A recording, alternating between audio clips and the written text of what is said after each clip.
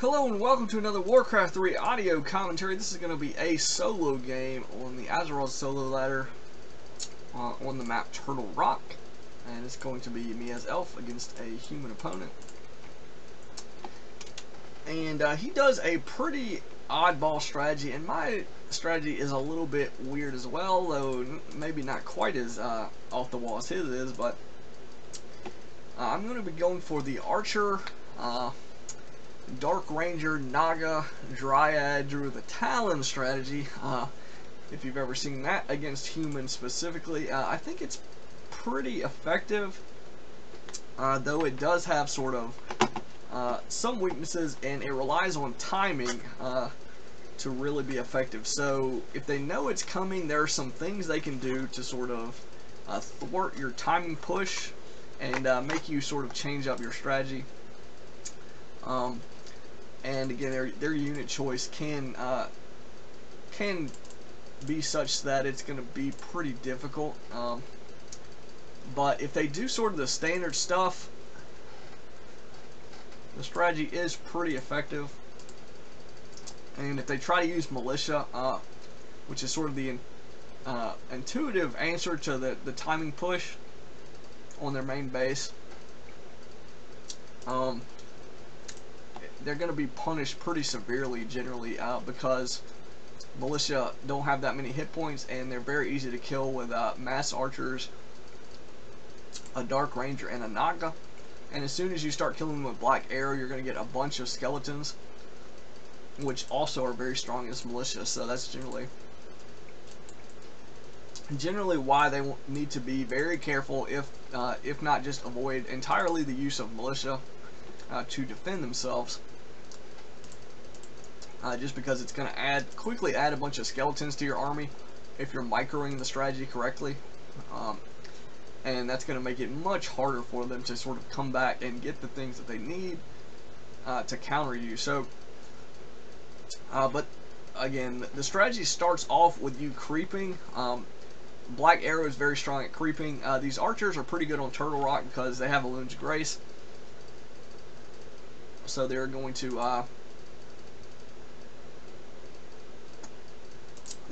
reduce the damage from these turtles quite a bit. I think it's like 35%. So even though they don't have any armor, base armor, they're going to still reduce the damage even more than your hero's armor type. I think, pretty sure it says 4 armor for the Dark Ranger, 21% damage reduction, so that's less. Now I guess the Dark Ranger probably heals quicker, but anyway, you can use the Moon Wells to heal when you need to. So, and at night the archers are going to heal pretty quickly as well. So it's pretty good. But yeah, the thing is, as soon as you keep spawning these skeletons, you want to make sure you get the kill with the Black Arrow on the targets. You're going to have these great skeletons to tank, pretty much any creep camp, specifically on this map. This big turtle is going to be focusing the skeletons. Now, the strategy the enemy is using is a Paladin first with Footmen. Footmen with Defend are pretty decent against this strategy, though when you get dots and when you get the Naga and the skeletons coming out, Defend isn't going to totally wreck your strategy. And again, you can sort of out micro it because the Footmen are going to be very slow. So as soon as he starts moving towards your archers in defend mode, you just back the archers up that he's going for, and you can pretty much tell what he's going to be going for. And again, don't get your hero surrounded. But other than that, should be pretty easy. Now, if he goes Archmage Mountain King, you have to watch out for hero surrounds and stuff like that, and Stormbolt obviously to prevent you from running archers and just securing kills. But again, you can get silence. You can either get silence or drain life. I generally go with silence, kind of like I said, you want to stop the Mountain King from just having freedom to just bolt you at will, and not to mention if they get sorceresses or priests, you can go ahead and silence those. You could silence, the Archmage and stuff, so silence offers you those benefits. The drain life obviously offers you the ability to heal your hero at the cost of you have to channel it. So you're not going to be getting your normal attack damage, and you're not going to be attacking with the black arrows while you're channeling it either. So you're sort of trading off, you know, the healing for damage output. And again, you know, you're trying to compare like how much damage your regular attacks will be doing versus how much damage Drain Life does. And again, with level 2 Dark Black Arrow and you know, level 3, you know, and again, Claws of Attack, Gloves of Haste, there's another chunk of damage that you're losing out anytime you're channeling Drain Life. But in terms of you know, keeping your Dark Ranger up to full health and not having to worry about quite as much about Stormbolt, you know, that's sort of a thing as well. So you really have to sort of figure it out. So here he's got his militia, and he's going to pull them. I think he was going to creep something, maybe, but maybe not. Maybe he was defending. And so here he's going to go ahead and defend. I silence his paladin, and I notice he's got defend, so I just pull back and go for the militia first. They don't have defend, obviously, and they have much fewer hit. They have fewer hit points by a good amount, by 200. So despite having double the armor, defend is going to be way more of an issue if you're going for the footmen. So you know, you want to go for the militia, and then like I said, you know, you just avoid. Now here, towers are one of the sort of counters to the strategy. While I do have a lot of DPS in terms of, you know, all these ranged units, I have a Loon's Grace, which reduces the damage the towers are going to be doing to the archers, and I'm going to get dots, which are going to do extra damage to the towers, even though they don't have a great range. It's still going to be difficult, especially with 3 towers, 2 guard towers and 1 arcane tower. Positioned like this, it's pretty. And again, he's got plenty of units here, so it's pretty tough to press that down. 3 towers. Now, if he's only got 1 or 2, that's a whole other thing. 1 or 2 towers, no big deal. Should be very easy to push that down. So he's gonna come creepjack me here. This is not great. I sort of, you know, was a little worried about it, but again, he doesn't have a Mountain King. He doesn't have like any sort of damage spells to threaten me. I guess he Holy Light against my Dark Ranger, but it's only you know, I've got full hit points, so it's not really that threatening. So here's the thing: with defend, he cannot. It's like really hard for him to secure kills if I'm microing. He almost gets this 1 archer, but obviously in defend mode, he's not really microing it all that well. He could be like switching it on and off, but again, you know, the movement speed reduction is a pretty big downside to this if the enemy micros correctly. As you can see, you know, he did not secure any kills despite creepjacking me. With skeletons and, you know, Dryad slow, the Frost Arrow slow, this camp was not even creepjacking me. There was no big deal because the summons are tanking pretty much all the damage here. So it's not like a bunch of my units were being threatened. And again, this depends on the creep camp. You know, certain creep camps have like chain lightning and stuff, so you know, you have to take that into account.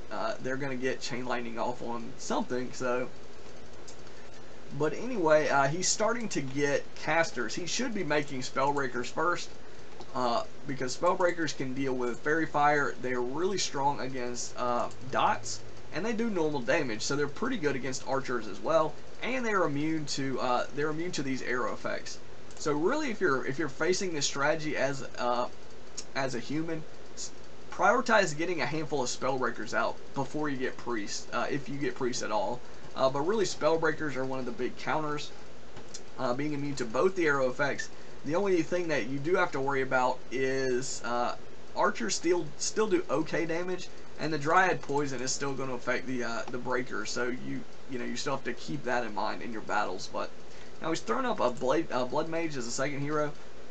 Flame Strike, pretty decent versus Glaive Throwers, pretty decent versus archers and dots, because they're not very fast movement speed. But, and again, from this defensive position, he can, and using Clarity Potions, he can throw a Flame Strike out there. But it's it's not as easy to avoid as maybe Blizzard, because the Flame Strike damage occurs really quickly, but it does have that sort of animation charge up where you have a split, like a second or two to really react to it, and you can avoid some of the damage. And again, the noise. He didn't really get a great shot there, so I ran an archer right into it, so I was dumb. But again, the other counter to this strategy is going to be mortar teams, especially if they get fragmentation shard, and especially in this scenario where they can hide their mortar teams near or behind towers and buildings. Because in open ground, I don't have to worry about towers. I can sort of get positioning on the mortars and, again, kill them fairly easily. They don't have magic immunity, so I can get these skeletons and everything. They're going to be affected by the arrows. And again, why he sat there and fought that battle is a little bit beyond me. I guess I was pushing on his farms, and he was worried, he really had to fight me here. But, and he didn't do terribly defending this, but again, he lost his mortar teams, which were the big threat. And again, he doesn't really have any spell breakers. I don't know if he built spell breakers or what, but I think if he just went spell breakers or mortar teams, he would have forced me to run back. Now, whether he would have won the game or not, I'm throwing up an expansion here now. Whether or not that would have won him the game is one question, but it definitely would have put him in a better spot than I think the priest did, because as soon as his priests are in range of my army, they're pretty much going to get sniped so quick with all this piercing damage, and siege damage, and fairy fire potentially. So, and again, not being magic immune, they're taking extra from the heroes, and they're going to spawn the skeletons when they get killed by the black arrows. So, again, I'm just trying to get some damage in. I'm killing a couple of his farms here. I don't think it's really doing that much damage in terms of hurting him, because he's only got 26 food and he's got 42 available. So now he's repairing it, so it's going to cost him. But in terms of like immediate impact, it's not really sealing me the game right now, but it is sort of slowly chipping away and letting me push in. I really want to get damage in on the towers, but he's, with mortar teams and flame strike, he can sort of space me out there, and there's not really much I could do. If I hid something like inside of his arcane sanctum, I probably could hit. I maybe could hit the arcane sanctum from like right here with glaive throwers, which would be pretty decent. Why he didn't like park his glaive throwers here or like right here is a little bit beyond me. But again, being able to move him around is sort of important. And he, obviously being out in front, he can hit like all the way out here, over here. So pretty good. I managed to save a decent amount of archers despite the mortars and everything. But again, the main point is the mortar teams are what he's going to be focusing on. Flare, I don't think was really worthwhile to get, honestly. I mean, maybe he revealed my expansion or something like that, or potentially could reveal hidden things, but we'll see if he actually uses Flare to reveal this expansion. He knows I crept it, or he should know. He saw me trying to creep it a minute ago, and now he's giving me all kinds of time to creep. So yep, he revealed it. So that's pretty much why he was going to do that. But he should have just made mortar teams, like, and not to say that scouting isn't important, but if he just gets like 5 mortar teams, it becomes so much harder for the elf player to micro in this scenario, because the range and the damage. You'll notice I've got like half my army consists of dryads and dots and glaive throwers and archers. All of these units, they're going to get hammered by the mortar teams, especially the dryads if you let them get hit. The dryads can move around quick, so you can try to avoid those shots, but as soon as you take like 1 or 2 volleys, you notice like the dryads are just getting demolished. Glaive throwers are pretty slow. They have the range, but their movement speed is bad, and their hit points,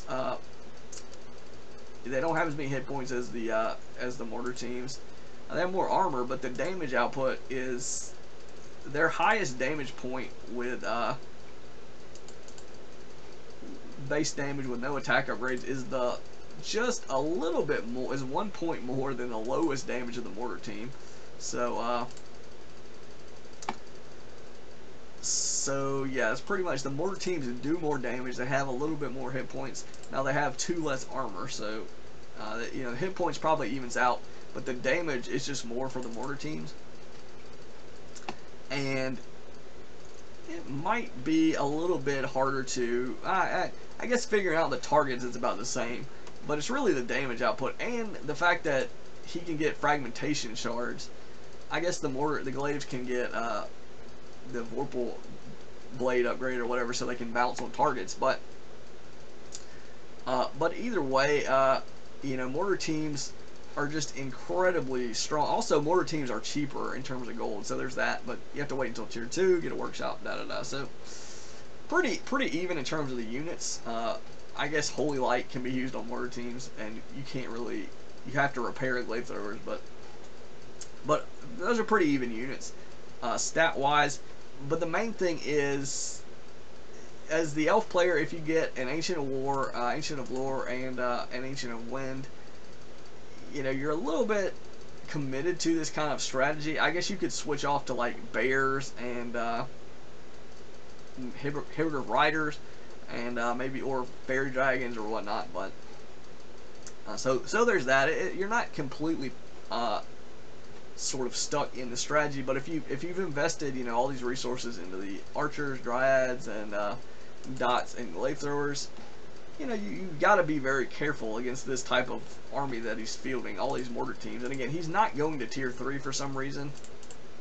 I think with fragmentation shards, the mortar teams just become such a nightmare that I would pretty much have to either just micro flawlessly have healing scrolls, or alternatively I would have to switch units, which I actually am transitioning. I'm actually starting to get a couple of mountain giants, and I've thrown up a couple of Ancients of War, and I've gotten Nature's Blessing, so I can uproot these Ancients of War and or any of the ancients, but mainly these extra Ancients of War that I've built, and I can bring them in. So they're going to function sort of like bears. They have heavy armor when uprooted. They're slow moving, but they can heal by eating trees, and they have like 1,000 hit points, 7 armor with Nature's Blessing, and faster movement speed with Nature's Blessing. So, and again, we're gonna have a battle here. He's only at like 20 something food, 23. I'm at 68. So this is really, the game is pretty much decided now, regardless of essentially the units. Me having that expansion really allowed me to just mass up and overcome them that way. But again, you really saw one of the ways to survive the push. Getting up those 3 towers in a good position was sort of step 1. And then getting mortar teams was sort of step 2. Alternatively, though, I would have said the Spellbreakers and then the mortar teams should be sort of the focus. But really, you know, even if you just mass mortar teams, you probably will do okay, especially if you're able to keep those towers up. And then you can really push, you can probably push the elf pretty easily. And the other thing is, his heroes were a little bit weird against this strategy. I think if he would have went the sort of optimal heroes like Archmage Mountain King, he would have been in a better position, especially if he could creep to level 3 like I did, because level 2 water elementals are pretty solid if you can deal with the dryads. If you get Abolish Magic, which I generally do, especially if they have casters or an Archmage with water elementals, Abolish Magic is a pretty strong counter to water elementals. If they don't get to level 3, if they're level 3, they're still really sort of annoying, but pretty decent counter. Just have a handful of dryads, and you can just instantly Abolish Magic the water elementals down, and that's a big part of the humans' sort of gameplay in the early to mid game. How strong those water elementals are. Because once you deal with those, you know, you're really just looking at like their footman army, and until they start to get their tier 2, the footman army generally isn't really that threatening. Now, once the Mountain King comes out, obviously if he's got enough footmen and the positioning is such that he can get a hero surround, you have to watch out for that. But otherwise, it's pretty. I'd say the elf is generally in a better position at that particular moment, generally, before they get tier 2. Once they start getting tier 2, they have tier 2 units. They have options that are really pretty strong against the strategy. For example, like I say, mortar teams and Spellbreakers, and that's really what they want to focus on. But if they don't have towers up like this guy did, then generally you can push into their base and maybe catch them throwing up their Arcane Sanctum, kill the peasants, kill the militia, do enough damage to their like wood economy, you know, get all those skeletons that you might be able to just win on the spot. And again, it depends on the player, depends on how well they've scouted, how well they've been creeping, how well you crept. Because if you aren't level 3 when you go in with your Dark Ranger, it's not nearly as threatening, because level 2 Black Arrow does like, I think it does like 8 more damage than level 1, and the skeletons are way stronger, and your stats are just better, obviously, on the Dark Ranger at level 3. So you really want to get level 3 if possible before this push. Also, the other thing I didn't point out is generally you're going to want to get a Boots of Speed when you can before the push for your Naga. You don't really have to, but it generally is a decent idea, because the Naga's movement speed is really bad. So if you're having to sort of hit and run, it's going to be very useful. Now, if you're just in a pitched battle and they're not really focusing on your Naga very much, you know, the movement speed probably won't be that big of a deal. But it does, the Naga having that movement speed helps her chase units down and get those extra shots with Frost Arrow, which is going to help you secure kills, which is the main sort of major point of the strategy, securing kills to get the skeletons. Because if you're not making the skeletons, then, you know, it's not really nearly as threatening as if you are, because every kill you get, you're increasing your army and decreasing their army. So you know, obviously that very quickly can add up. So so that's really what you want to be focusing on. And again, like I said, the Boots of Speed are 250 gold, so you know, it's a pretty big investment. That 250 gold, that could be another like nearly 2 archers, or nearly 2 Druids of the Talon, or, you know, another some kind of extra Ancient of War if you want to try to like use Ancients of War offensively, or you know, maybe you want to tech to tier 3, maybe you want to spend those resources on Nature's Blessing for sort of you know, to make it you know, easier to utilize your Ancients of War or whatever, or just make your buildings better. Or, you know, alternatively, you can just invest in unit upgrades. You know, that's one thing. Also, I didn't point out, the Archer range upgrade is pretty crucial as well. Pretty much always get that in the strategy, because you're going to be pressing into their base. They might have 1 tower, they might have multiple towers, but regardless, the extra range is very useful for kiting on open ground, in their base, wherever. It's going to be useful. And most of your units in DPS are going to be archers at that point, and you're going to have, you know, slowly trickling in some dryads and some dots, but again, it's really good to have the extra range on the archers. So, and again, the upgrade's really inexpensive, and it completes pretty quickly there, so you don't really lose much doing it. So that's pretty much this strategy. In terms of his strategy, a little bit weird. You know, if I had to suggest anything to change it, obviously against what I was doing, Spellbreakers I think would have been better. In terms of like fighting in Flame Strike, you know, Spellbreakers are immune to magic, so you can throw those out in the front line and then around their archers, and then just Flame Strike. They're probably going to try to keep their archers out of Spellbreaker range anyway, but if they don't, you know, the Spellbreakers can stand right there in the flames. They can run through the flames and whatnot, so and not take any damage. So, you know, they offer all sorts of advantages. And again, in terms of countering, the priest healing, while useful, it just really isn't. It's really way too easy to kill priests with this strategy, I think. And they have to be like in short range to heal, so they're going to be around the units generally to heal them in any sort of open ground scenario. And the other thing is, you just won't have, if you're building priests, you probably aren't going to have enough DPS unless you are massing mortar teams, which he actually was trying to do. But again, I think along with all the other benefits of the Spellbreaker, I think just the extra DPS of a Spellbreaker versus a Priest is you know, is going to make the Spellbreaker way more important and way more effective. Now you could say, well, Adept Priest can dispel skeletons. Yeah, that's true. But again, if you're massing Spellbreakers, they're probably not going to have that many skeletons to worry about.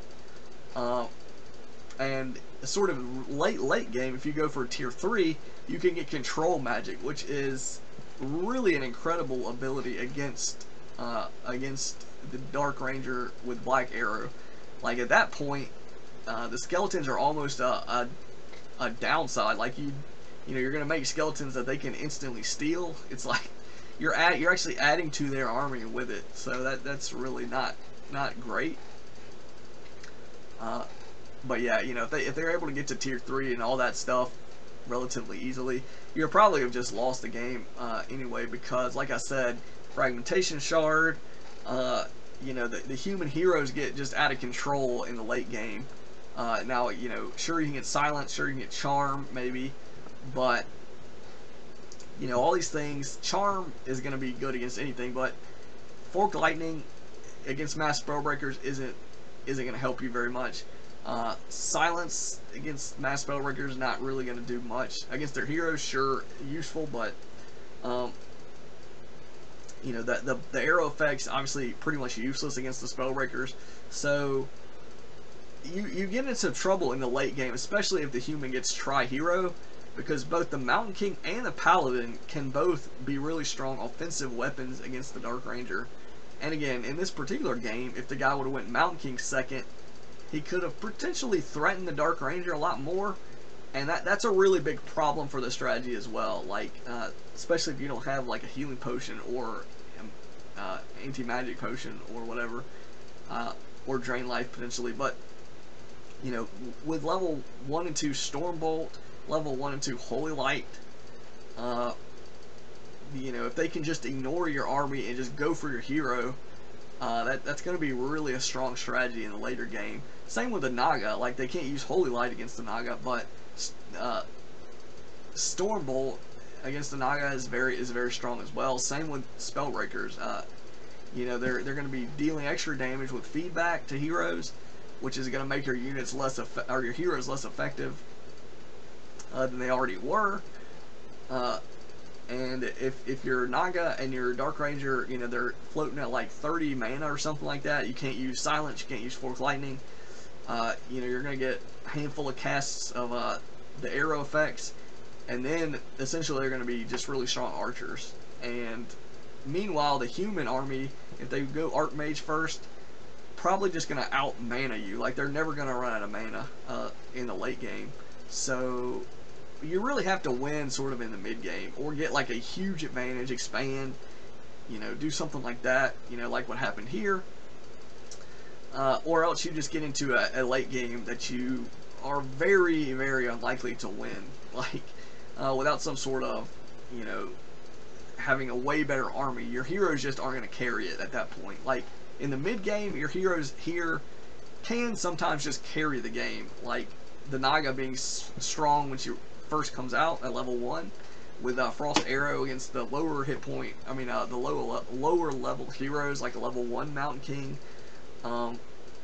you know, level 2 or 3 Archmage, and a small amount of tier 1 units versus a pretty big sized army, large army with, you know, Spellbreakers and Mortars and all that, the whole full human array of options that they have. So yeah, that's pretty much the gist of it. And you know, I'm sure there's some little subtleties that I didn't exactly cover. Different game types, obviously, totally different analysis of the heroes. But for solo and everything. So hopefully you got some good information here on these particular strategies, this matchup, and you got a new interesting strategy that you can try sometime.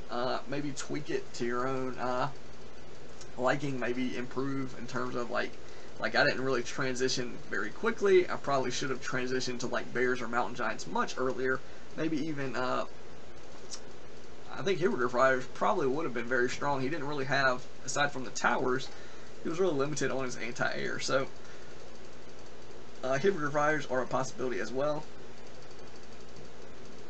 But anyway, it's going to be the end of this one, and hopefully you found it entertaining and informative as always. And this is Scrymind signing out.